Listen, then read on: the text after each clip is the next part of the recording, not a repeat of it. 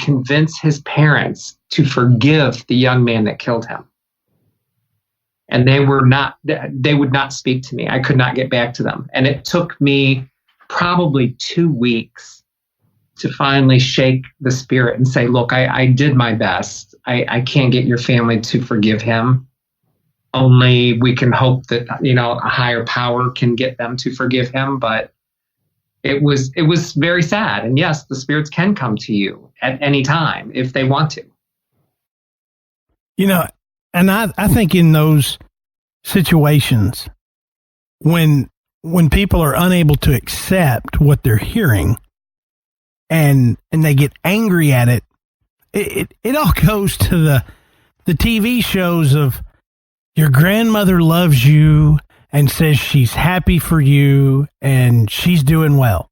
I mean, you hear that kind of mumbo jumbo so much, and everyone's like, oh, I had this reading and I just have all this peace and everything, because you don't hear the stories of like what you just told. Yeah, I don't get the good ones. Definitely, I get a lot of, sad stuff where I have to be the bearer of bad news, but I do get the good stuff once in a while. But yeah, it's hard. That's why I don't like to do readings. A lot of mediums have this, business where they do readings constantly. I only do it if I get a real connection with the client. And that particular client, there was desperation in her voice. And for days, I kept turning her down in the beginning. And for days, between her son's spirit and her desperation of emails and phone calls, did I even go. But I don't like to do readings. I don't like to sit across the table from someone and they come to me wanting to hear happy news, and the spirit that comes through is not the happy spirit they wanted to hear from. It's the grumpy old uncle or the ex-husband or somebody that comes through and wants to tell them stuff they don't want to hear. So I don't like that. And plus I don't want to sit across the table and cry with somebody. I'd rather be right. Yeah. Well, that, not to make this about me at all, but you saying sitting across from somebody and doing readings, Randy, you and I have talked about me learning tarot and all that stuff. And I think for me, that's one of the harder parts is doing it. I always get worried that whatever comes up is not going to be good, or it's not going to be what somebody wants to hear. And so I get a little concerned before doing it. It's like I don't want to do it for certain people, or I'm like, well, let me go in the other room and I'll get back to you. Cause let me consult the cards to see if I need to do this reading at all. Yeah, exactly. Wait a minute. We need to shuffle them again. Yeah. Yeah, exactly. So I get you on that. I don't, I will never claim to have any type of mediumship abilities because I don't, but I understand with the tarot thing that it's not always fun to deliver something to somebody because it's not what they want to hear. And it may not be the best thing in the world. It may not be healing, but I honestly think, like Matt was saying, those that you hear where it's like, oh, Grandma Bessie, she's doing great. She's standing over my shoulder, patting me on the head, saying you're good. Those really aren't the majority of what you're going to get. Right. Real life is not always like that. So I think the ones you get seem to be more like what it would be. Somebody in desperation trying to get a hold of somebody or to pass along some kind of message. Maybe not what they want to hear, but in the long run, it may be peace for them. Right. I mean, I think that kind of, I think that kind of, you guys may agree or disagree, but that, to me, that kind of serves as validation. If I don't want to be that guy that has to tell somebody negative information that I'm getting from a spirit, and I'm going to do it anyway. what gain is it of me unless I'm a sadist to share this kind of information? So, if it's all positive all the time and everybody's doing well in the spirit world, that seems like it's just a big joke or a hustle. Right. But if you're just going, I'm going to tell you the truth, it may not be what you want to hear. That makes it more valid, at least in my opinion. You're right. I mean, like I said, I'm not a fan of doing readings, but I have. And sometimes when I start off with the reading, I will tell people, you may not hear what you want to hear, and the spirits that are coming through may not be the spirits you want to come through. And I will share with you what I feel you need to know. Now, I've had controversy on that. I've had people say, well, that's not good. That's not right for you to do that. Well, I have my own take on it, where I feel if I see something or get a communication from a spirit that is going to interrupt the person that I'm doing the reading with's journey in life, that it's going to keep them from experiencing something that they needed to experience to make them stronger on their journey, I'm not going to tell them. Now, if it's life-threatening, or I think they're going to, be in an accident, or a loved one's going to get hurt or something like that, then I'll share what they need to know. But if it's just a little bump in the road, I'm not going to tell them, because they need to experience that bump on their journey through life. So, I mean, that's my feeling. I've had people sit across from me, and I know that they're headed for divorce or headed for disaster, or that they're, cheating on their spouse or whatever. But that's not what they came to me for. And that's something they are going to have to experience in their life. So to me, that's just one of the things that comes across to you. Now, if a loved one's spirit comes in and tells me the good stuff, like, oh, I'm doing fine, please don't worry. Yeah, I'll share that with them, because that, like you said, Matt, is going to give them closure. And it's going to, you're actually confirming a feeling. And I'll share that. If there's something, somewhat negative, but not horrible, yeah, I'll share that too. But, it's not easy to determine what to discuss with somebody and what not to discuss with them. And, I, as a medium, feel I have to do that. I'm not going to just go in there and, tear them up over it. Right. So, I am completely on board with what you're saying. And, it just makes sense. You put yourself in that situation enough, and you realize, man, this is going to suck more than it's really great and heartwarming. But I want to change direction a little bit, because we've had so many conversations with Randy and with David, and Adam and I can go on with them forever. And we want to kind of narrow this down for our listeners, right. Instead of just listening to a 3-hour conversation between Randy and Adam and myself, because that'll happen every time. But one thing that we have discussed, and you touched on it earlier, Randy, but we have discussed in our previous episode on telekinesis, is if these psychic abilities are where you can find that focus and find that way to, as you mentioned, hone your skill, where maybe you aren't sure, or maybe something has happened and you're thinking, well, maybe I have something, and I'm gonna try to develop it. But as Adam and I have touched on, there's a lot of people that believe everyone can do this if they just know how to do it. So we wanted you to kind of give us your take on that. Is our psychic abilities, small or large, something that maybe everyone has the opportunity to tap into, or is it truly a gift that just a few people get? Well, as much as I'd like to own it and say I'm special, I'm not. And I think a lot of people do have the ability, probably a lot more than realize.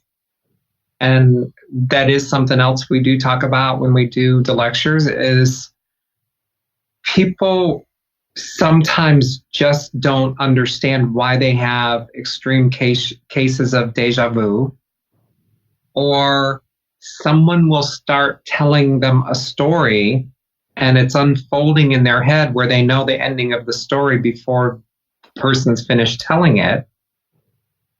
And they start to dream or think about things that happen the next day or within a day or so. And they just don't own it. They don't know why it's happening. If you, in my opinion, and I'm by no means think I'm a professional in the field, I feel like if you start to notice that and you start to focus on it, you start thinking about how those things have happened to you time and time again. And when it does happen, you start to think harder about it. You start to think into the situation and see if it unfolds. If you can start doing that, you are starting to perfect your skill in the field of mediumship. Doesn't mean that you're going to hear voices, doesn't mean you're going to see apparitions or see dead people, but your brain is going to open up to the point that you will start to get either a feeling, a situation, emotion. To me, that's how it started, was emotion, where I was actually feeling and living out the emotion of a spirit. If you start being emotional in places and you don't understand why, it could be spirit driven. If you start picking up traits that you never had before and it's happening in great detail, you might be picking up spirit activity. So it's kind of like you have to start figuring out kind of why it's happening. Is this because I just happen to think about it, because I heard about it, or is it happening too regular to the point that you think you're being seeked out? So, I mean, it's an odd situation, but I do think everybody has the ability to pick up feelings and emotions. It's just how far into it and how good you are at picking up on it. Yeah, and you're talking about that feeling. You get a feeling where, you don't really feel like it's your emotions or whatever. Matt and I have discussed that before too, and I talked to Forrest about it a few times after their investigations, where you go and investigate a building and you're wanting to capture concrete evidence of the paranormal.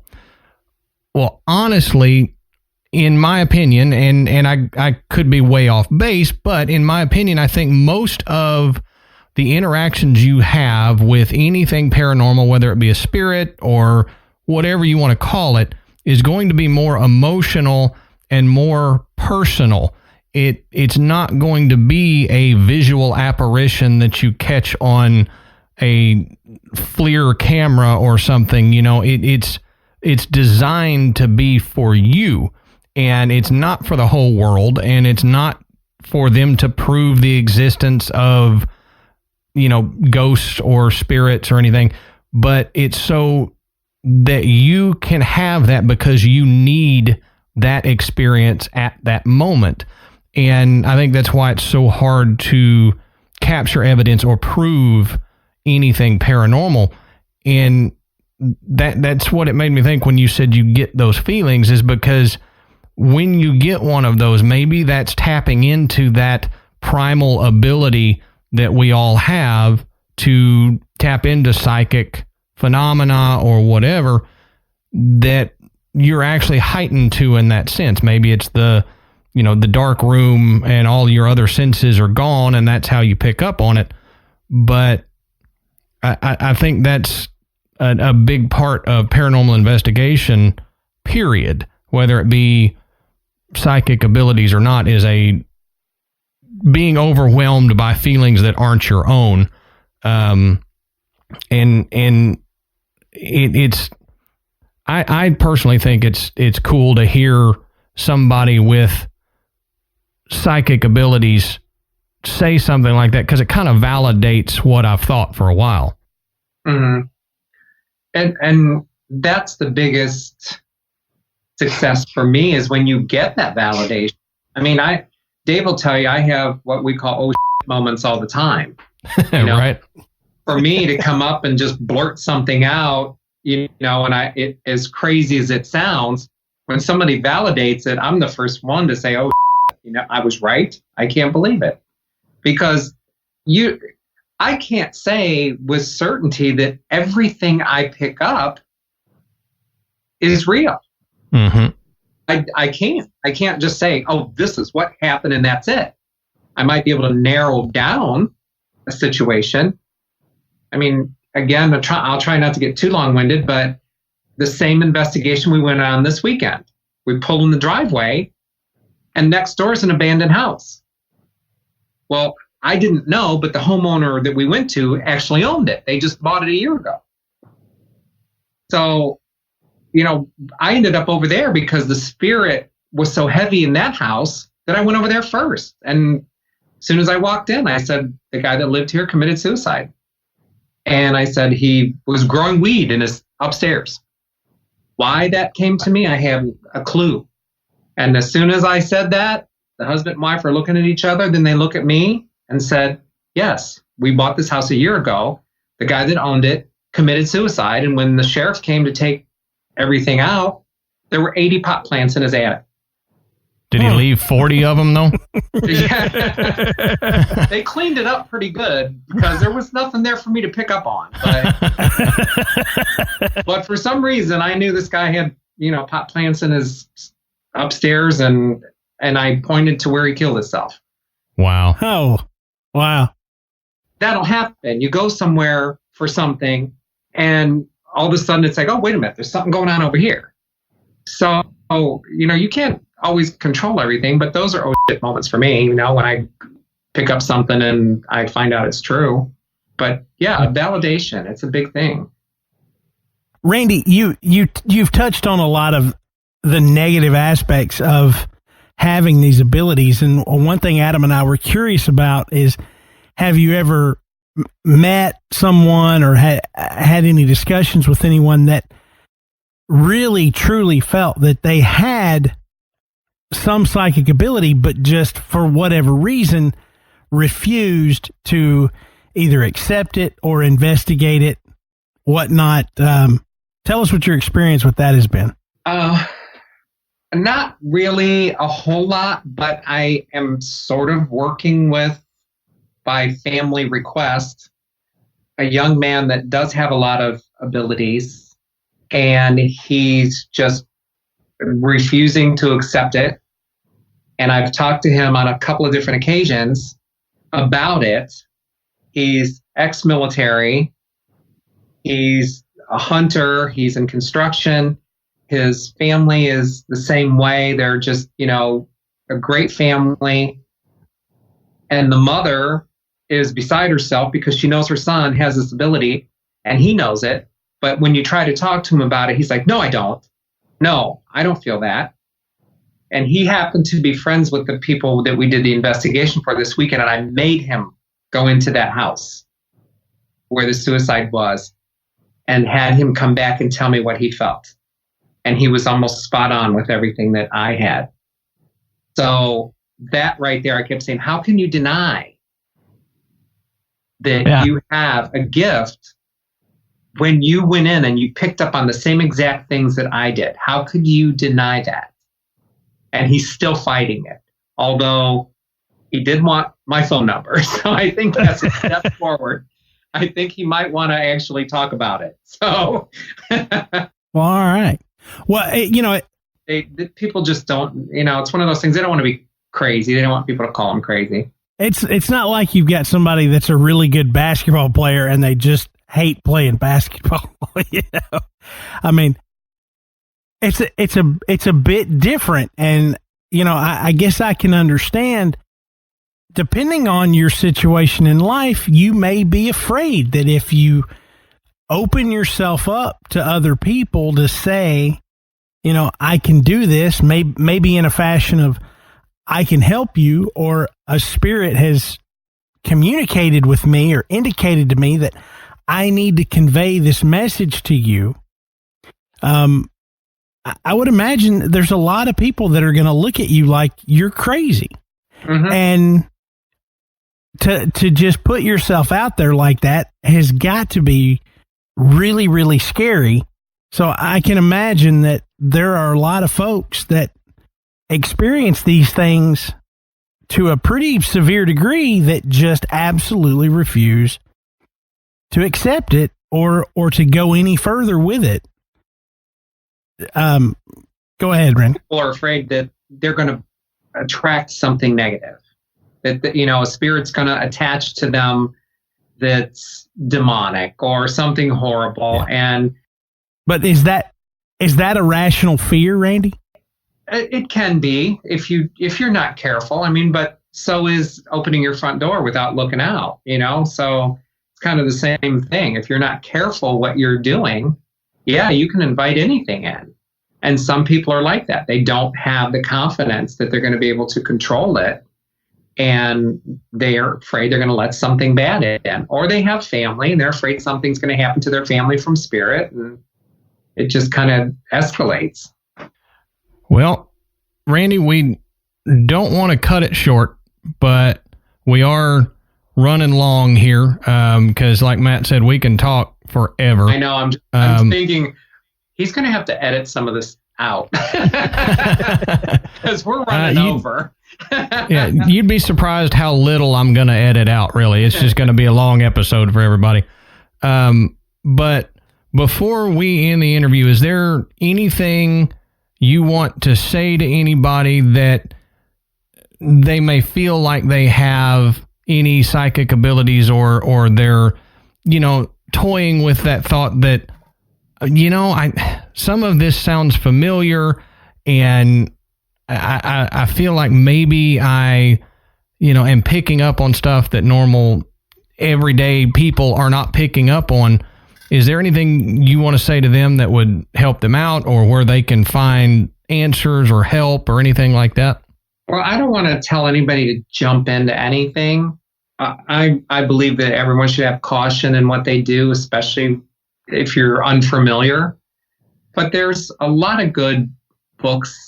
If you can find a good metaphysical shop that you're comfortable with and you feel comfortable in, question the people in the shops about mediums in the area, speak with another medium, get the books on, mediumship and how to tell if you have the ability and how to control yourself. And read up on it. It's like anything else. Education about something is the best way to go. Don't go into anything blind. And, just be careful. It's like when people talk about Ouija boards and things, just be careful. Some people say there's nothing wrong. Other people are scared to death. It's a matter of opinion and how you use it. Know what you're doing before you do something. And, that's all I can tell people. If you have the gift, you're going to know. And, just from our conversations tonight, hopefully somebody picked up on some of what we talked about and are going to say, hey, maybe I do have an ability and maybe I should check it out. Well, we appreciate that. And everybody go check out Paranormal Road. You can find it wherever you find your podcast. You can find it where you find us. So if you're on your podcatcher, just search Paranormal Road. Go check out their Facebook page and the EVP Mediums Facebook page. But Randy, thank you so much for joining us tonight in the graveyard. We appreciate it. And like Matt said, it's always awesome to talk to you. And, you know, it's a shame that we can't go for 3 hours. Well, it was my pleasure. You guys are awesome. And, you know, we could talk for hours back and forth about everything. And, you know, coming down to Nashville and meeting you guys was incredible. And it was an experience. You know, we are great friends, and that's what happens in this industry. Yeah, it's amazing the friends you pick up in the paranormal realm. Some of the nicest people you'll ever meet. That's right. The people that follow you on Facebook, you know, you just end up with thousands and thousands of people following you. And the next thing you know, you're chit-chatting with them like your old friends. So, yeah. It's a cool world. And, you know, we met you guys the same way. Just, you know, listening to podcasts. And the next thing you know, we're talking behind the scenes. And here we are today. Right. Well, Randy, thank you very much, and have a good night, and we will holler at you soon. Thanks. No problem. It was my pleasure. All right, everybody. So that was our interview with Randy, and we hope you enjoyed it. And this is the time in the episode where we ask you to tell us what you think. Hit us up wherever you like to hit us up. Send us a message on the website or Facebook or whatever, and let us know what you think. Yep. Do you think that mediumship and psychic abilities are real? Do you have any of them? Do you exhibit any of the things that we've talked about tonight in this extraordinarily long episode for Graveyard Tales? It's a record. It is a record, I do believe. But let us know what you guys think. Yeah, and do hit us up on social media. You can find us on Facebook, Instagram, and Twitter. And go check out our webpage. It's graveyardpodcast.com. And on our website, you can listen to the show. You can find links to purchase our merchandise, and you can find out a little bit more about Adam and myself. But you can also become a patron, as Adam mentioned at the top of the show. And, you know, for as little as $1, you can get access to all the bonus content, all of these crazy little episodes that Adam and do. They're a bit off topic. They're a bit more casual, but they're a lot of fun. And we really do appreciate everyone who has and continues to donate to the show. We take that money and we put it right back in to making the show better for you. So, as always, please rate and review us on iTunes, because it's how we bring Graveyard Tales up the chart, and it brings just more people into the show. So, until next time, we'll save you a seat in the graveyard. See you soon.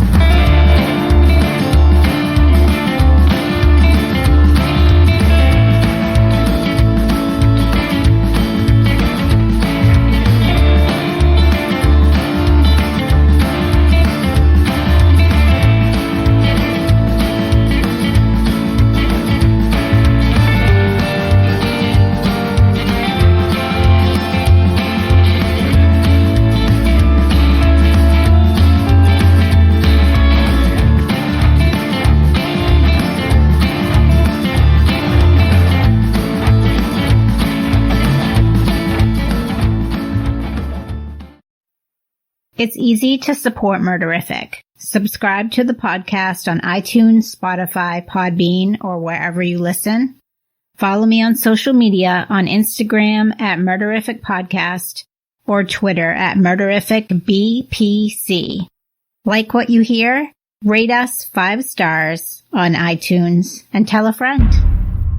Hello and welcome to the Murderific True Crime Podcast, featuring your host, Bernadette.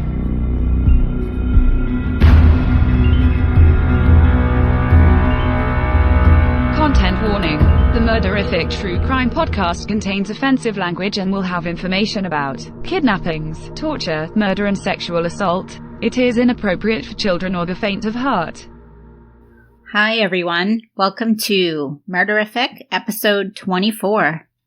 And I'm here today with Casey. Howdy, folks. Who's been a guest a lot and was a guest for episode, what was it? Ray Caruth. Ray Carew, Way back in the day, episode 18. Jolly Jane Patreon, and several others. Plus, I'm your guest in real life as your husband. You're a guest star. Capitalized STAR. Yes. So what's new? Oh, not too much. It's kind of the same old, same old. We did get a riding lawnmower. That was pretty cool. That is big news. I haven't been so excited to mow the lawn ever. So we also got a deck, which is in marital land. That's a big deal because now it's the same thing as sitting on the grass, but you're like 3 inches up and you feel superior to everybody. Especially the ants. Right. Definitely superior to the ants, and in Maine, the deer ticks and all the other things that roam about. We're way more superior than those bugs. Yeah, we could probably get overtaken by them at some point, but until that happens and the movie is made, we'll just assume our deck is protecting us. All right, so today's episode is about Randall Woodfield, another sports one for you. Perfect. He was the I-5 killer, or the I-5 bandit. The I-5 killer committed many, many crimes, too many to count, acts of armed robbery, sexual assault, rapes, and murders on the Interstate 5, a 500-mile stretch through Washington, Oregon, and California, which is the upper left corner of America, for those of you who don't know your maps. For those Australian listeners. This was in the late 70s, early 80s, a time when serial killers pretty much had free reign. Yeah, you look at all the 70s killers, the big ones like Dahmer and... Dahmer was not 70s, but yeah, he started late 70s. Oh, yeah, you're right. Oh, my God, I stand corrected. Anyway, that aside, Kaczynski, late 70s. They kind of both came in the same time. And when was our buddy Ted Bundy? 80s. He probably started in the 70s. He started when he was a baby. Yeah. He was killing right from the womb almost. The murder victim count is anywhere from 18 to 44. And that's a lot. I've never even heard of this guy until recently. And that doesn't even count the rapes and robberies. Some say that he's committed up to 150 crimes altogether. I bet it's actually very much higher than that, because they probably didn't even list all the times that he was flashing his private parts. His junks. His penis. What do they call it? His twig and berries. He did that probably several hundred times alone. His crimes were all sexually motivated, obviously. He killed people he knew and strangers. He preferred petite women in their 20s. Randall Brent Woodfield happened to come from a well-known and respected family. He was very good-looking for the time, vain. He was a ladies' man who played college football and had a short stint with the Green Bay Packers. Yes, he's ugly in today's standard, but he was very good-looking for the time.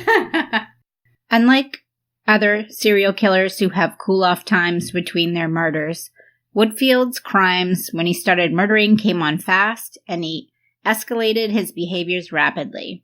Despite all of his advantages in life, he became a remorseless sociopath serial killer, one of the deadliest killers in U.S. history. And this is his story. Early life.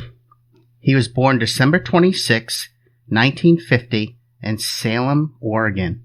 He was the third child of an upper-middle-class family. The family was well-respected in the community. His two older sisters became a doctor and a lawyer. His dad had a managerial job at the phone company, Pacific Northwest Bell. His mom was a stay-at-home mom and a bit of a perfectionist.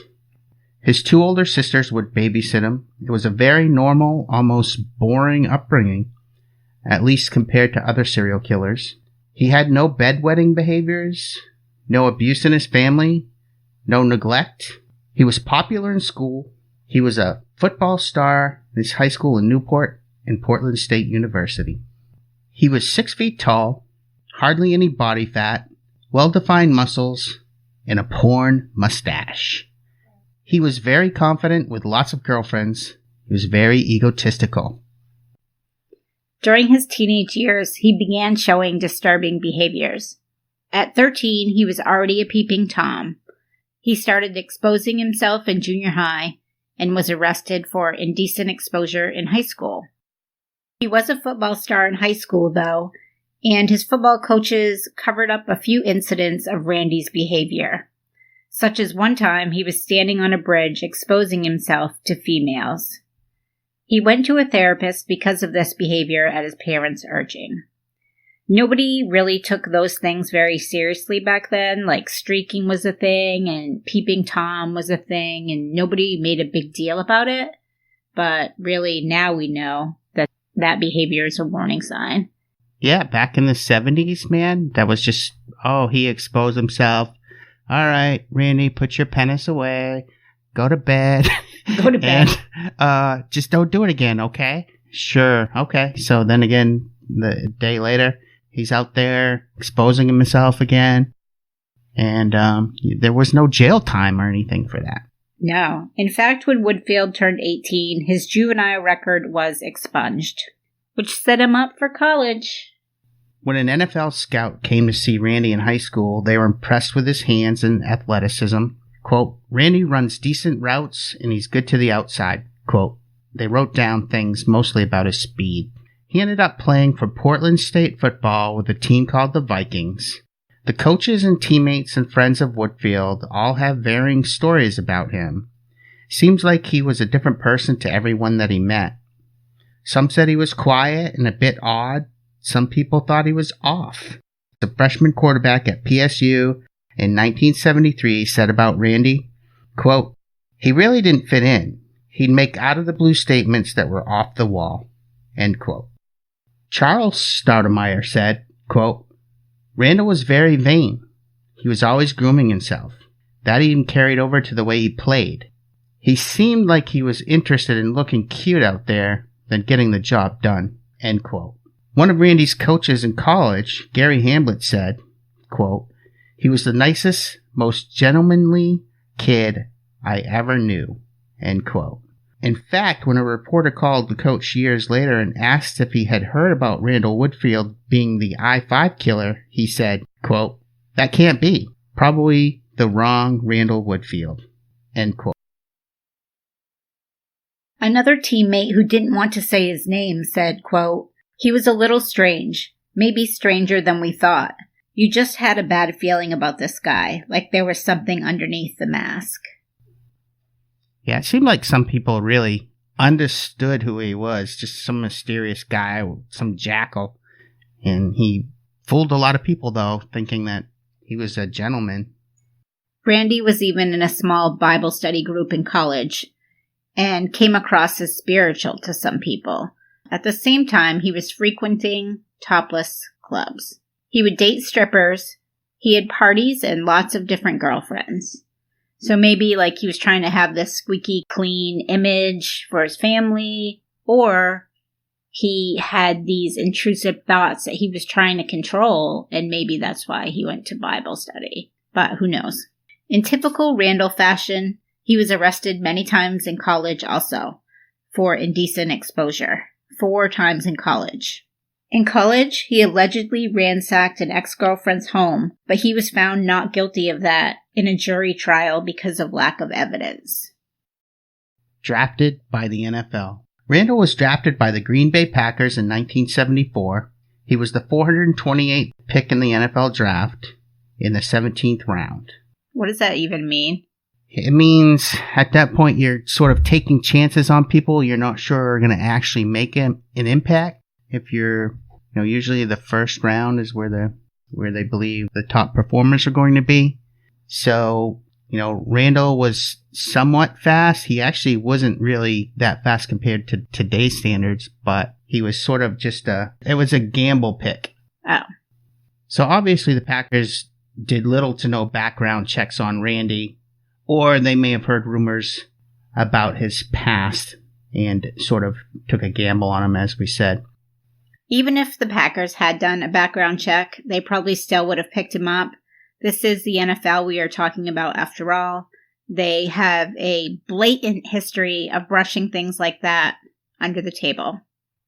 I'm going to chime in here. This was the 1970s Green Bay Packers, which is one of the most touted champs of all time. And? They had a stellar reputation, so they weren't necessarily going to risk that. Disagree. Hard disagree. Woodfield was offered a 1-year contract to be a, quote, skilled football player for $16,000. On top of that, if he caught 25 passes that year, he would get an extra $2,000. He would get $3,000 if he caught 30. That's not too bad, actually. $16,000 salary in the early 70s. That's not a bad living for the time.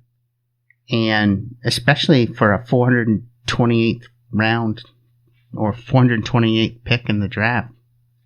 His contract said he had to keep himself in peak physical condition, could not gamble, and he had to wear a coat and necktie in public places. That's the Green Bay Packers that I was talking about, the classy organization. They made you wear a coat and necktie. So you're saying if you wear a coat and necktie, you can't be right. A rapist? Exactly.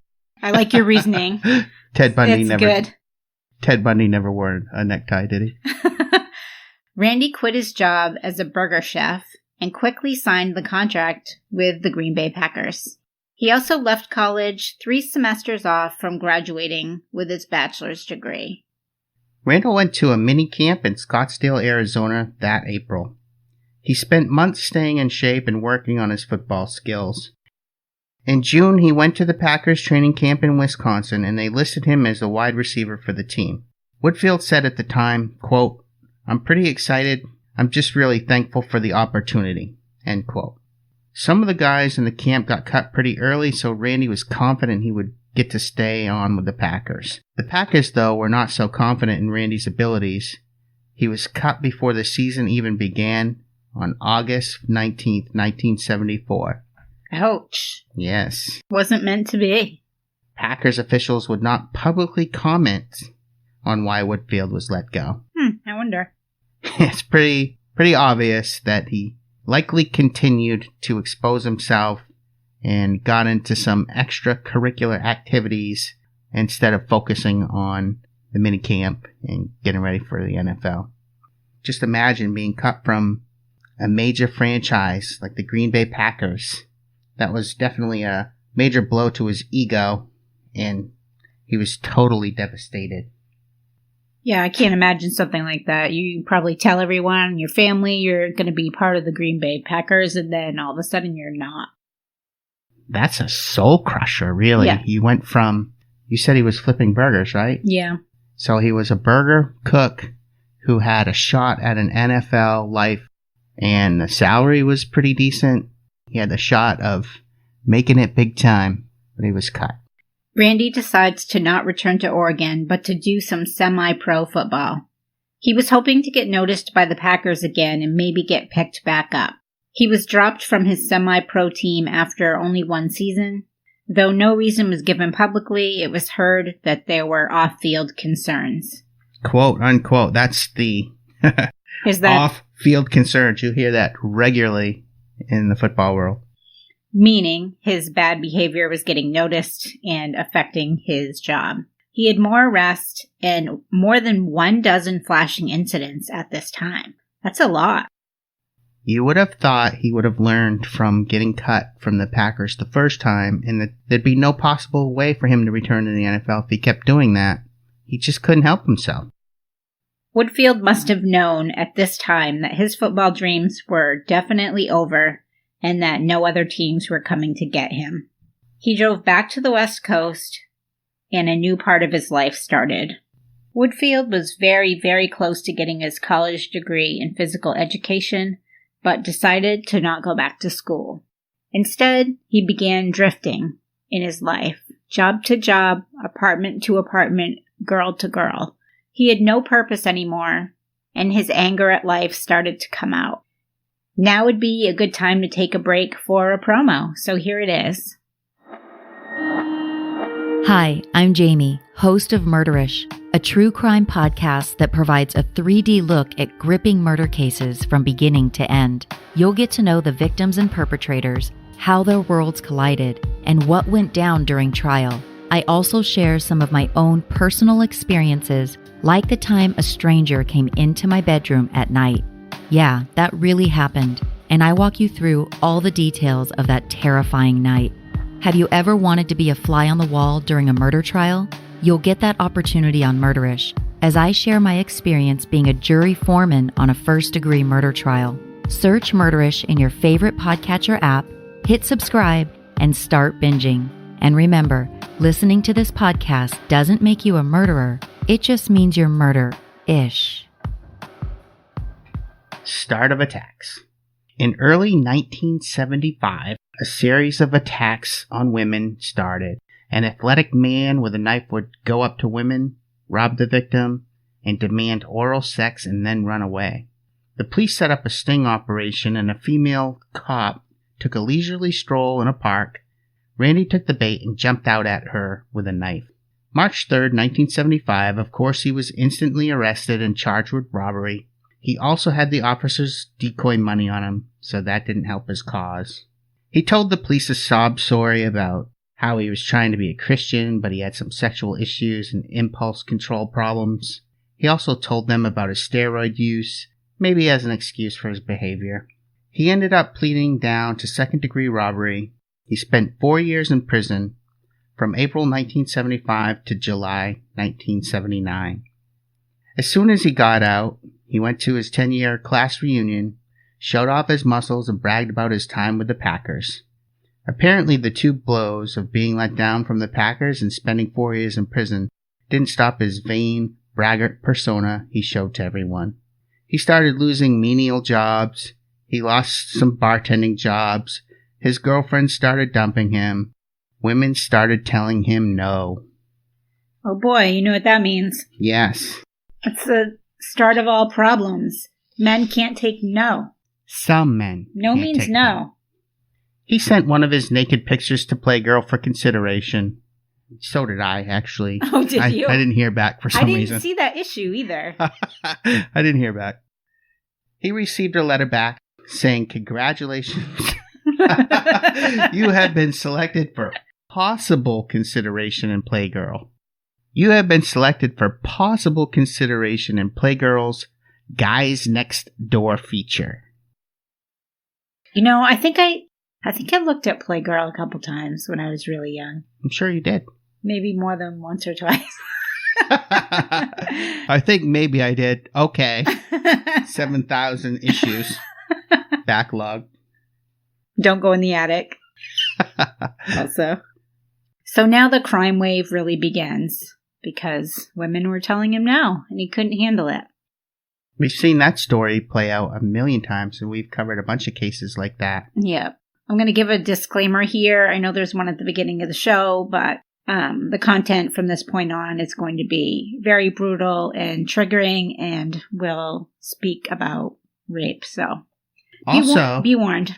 Also, from time to time, we say the F word, and that apparently ticks some people off. Triggered. So there will be possibly some foul language as well. Fuck.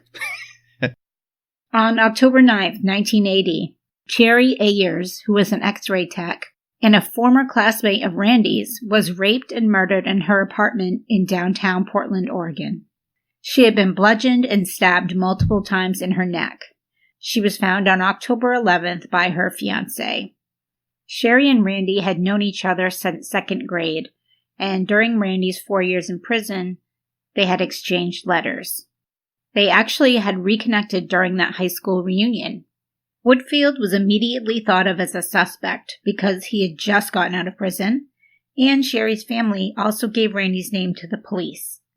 Randy was questioned. He did refuse to take the polygraph test, and the officers found his answers evasive and deceptive. A blood test did not link Woodfield to the crime, and also his blood type did not match the semen found inside Sherry. Blood obtained from the semen sample indicated a blood type of O, and Woodfield was a B negative. This, of course, happened before DNA testing became more precise, and Randall was let go, as we know, to continue on his crime spree. The same thing happened with the Russian serial killer case, Andrei Chikatilo. where his semen was found on 6 victims, and it was found to be type AB, but Chikatilo's blood was type A, so he was released as well and killed many more victims. But back then, testing was not as advanced as it is now, and sometimes blood and semen come back as different types when tested, and we did not have that understanding of DNA in the early 80s. 1 month later, on November 27, 1980, Thanksgiving, the next victim was Darcy Renee Fix. She was 22 years old, and again, Woodfield knew this victim. He's getting pretty, brazen. Yeah, brazen, that's the great word, yeah. Woodfield showed up at Darcy's house to rape her. They knew each other because she had dated one of Randy's close friends in college.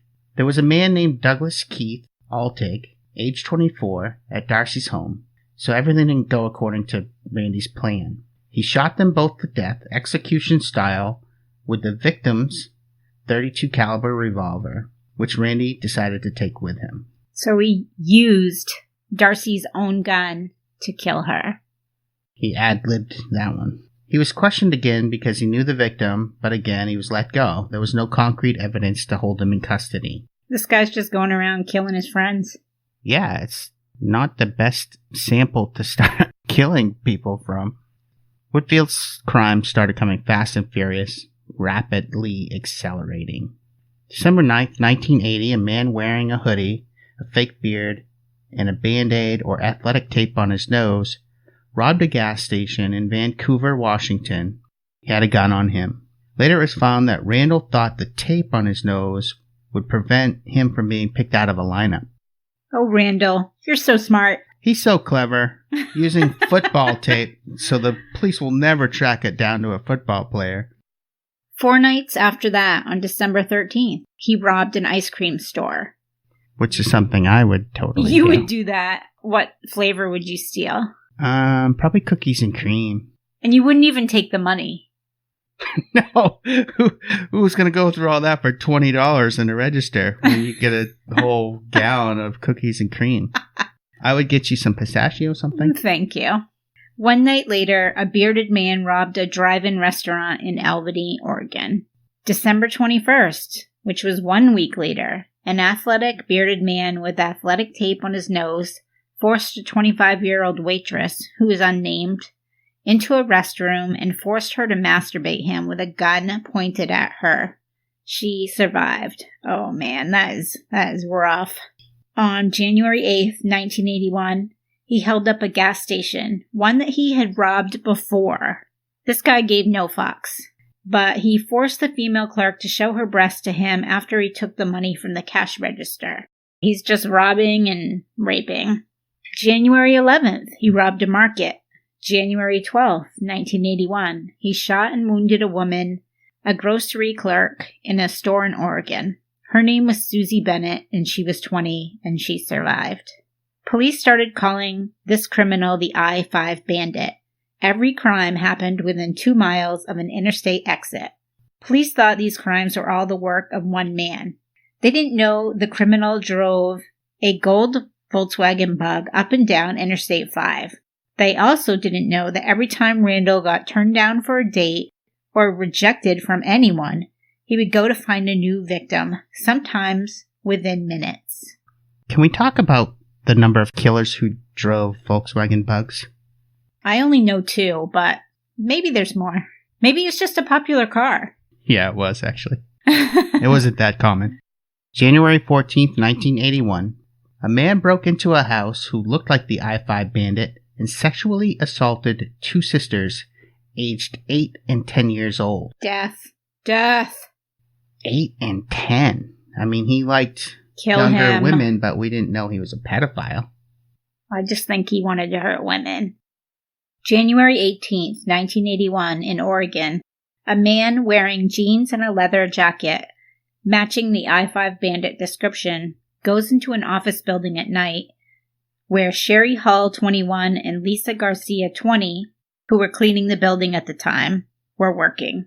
He rapes both of the women and shoots them both in the back of the head, and then he calmly walked away.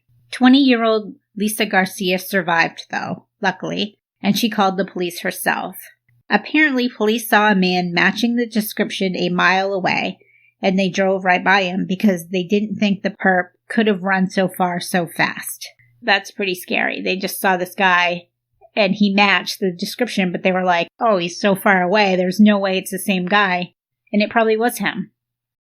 This survivor would eventually help bring Randy down, because she is a badass bitch. That's why. She's not a victim, she's a survivor. By the end of January 1981, he had committed robberies, sexual assaults, and murders in Vancouver, Olympia, Bellevue, Washington. Crimes continue. February 3rd, 1981, Donna Eckert, 37, and her 14-year-old daughter, named Janelle Jarvis, were found dead in their house at Mountain Gate, California. Each had been shot several times in the head. The forensic test showed the 14-year-old girl had been sodomized after death. No. Earlier the same day, an 18-year-old waitress 15 miles away in Reading had been kidnapped and raped after a robbery. She was also sodomized, but she survived. 3 killings in the same day. The very next day, February 4th, Randy robbed a motel in Ashland, Oregon. The woman is unnamed, but she was raped and sodomized and survived. So he's going on a sodomy tour. Oh, that sounds like a band name. Sodomy tour. Yeah. The sodomy tour. That would be a I wouldn't metal? go to that tour. I don't want tickets to that tour. No. 5 days later, Randy went to a fabric store. He robbed it, and then he molested a clerk and a customer in the store, then left. 1 day later, February 12th, 1981, there were 4 robberies and 3 sexual assaults, again, all in 1 day. This is insane. Yeah. Like, the cops, how are they not getting him at this point? February 14th, 1981, Woodfield planned a Valentine's Day party at a Marriott hotel. He invited family and friends from college. Guess what? Nobody came.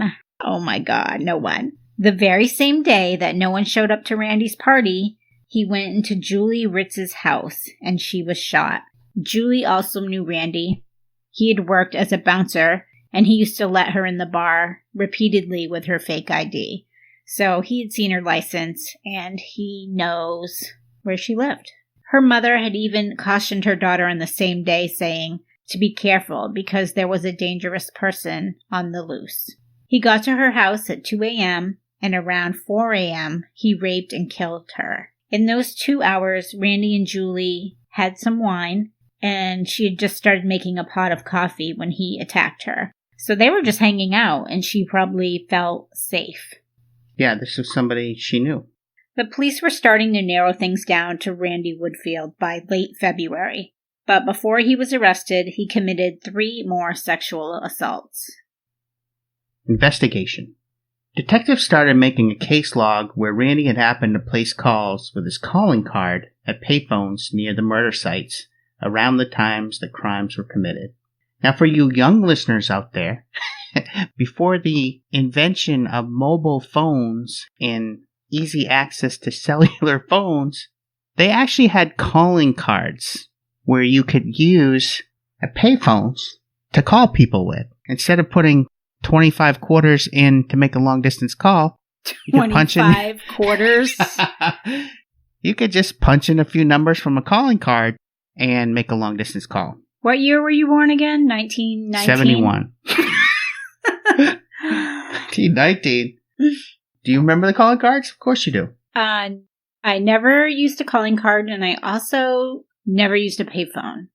So anyway, his phone bill was a trail from San Francisco to Washington, with his calls all corresponding to his crimes. Investigators said it was like a map of his crimes. So this is old school detective work. And this is before everybody in the world knew that all of your calls could be tracked. They probably weren't all tracked back then. Probably had to get a warrant for real. Remember warrants? Remember before the Patriot Act? Oh boy. Oh. Uh-oh. Don't get me started. Don't. March 5th, 1981, Salem Police Department picked up Woodfield for questioning. And Lisa Garcia, one of the survivors who had been shot at close range, identified him in a lineup. This lineup photo is crazy. It's a bunch of guys with porn stashes all in a row. There'll be various photos on the Murderific.com website. During the interrogations, Randall would say, "I would never rape a girl. I didn't have to. They want me." Wow. Investigators did say he showed no emotion during questioning. His apartment was searched 2 days later, and they found a spent or fired .32 caliber casing inside a racquetball bag. They also found a roll of tape that had been used to bind some of his victims. Finally, on March 7th, 1981, Randall Brent Woodfield's reign of terror would be done, as he was arrested, and more sexual assault and robbery victims would ID him. On March 16th, 1981, Randall was charged with murder, rape, sodomy, attempted kidnapping, armed robbery, and illegal possession of a firearm by an ex-convict. There were charges from Washington and Oregon. Randy was also charged with Hull's murder and Garcia's attempted murder and 2 counts of sodomy. Why even charge for sodomy? Like, you have murder charges, you're going to slap sodomy on there? It's a tactic to make sure that even if he gets a life sentence that's reduced and eligible for parole, it's just going to add more years to the sentence.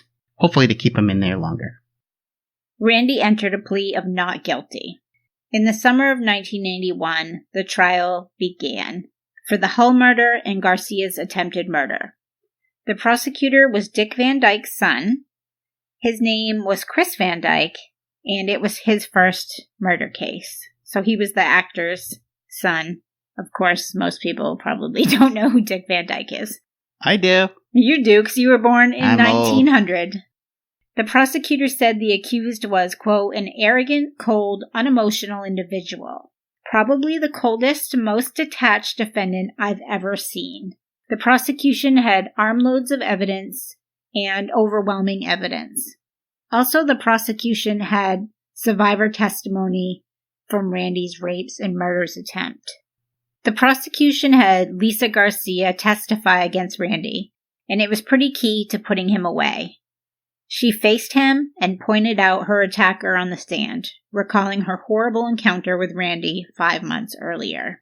And I probably don't have to say, but it must take a really, really strong person to face your rapist, shooter in court, and point him out. Woodfield's defense. His defense, or what defense he had, was underwhelming. They went with the mistaken identity defense. It wasn't his porn mustache. It was someone else's porn mustache. Hey, early 80s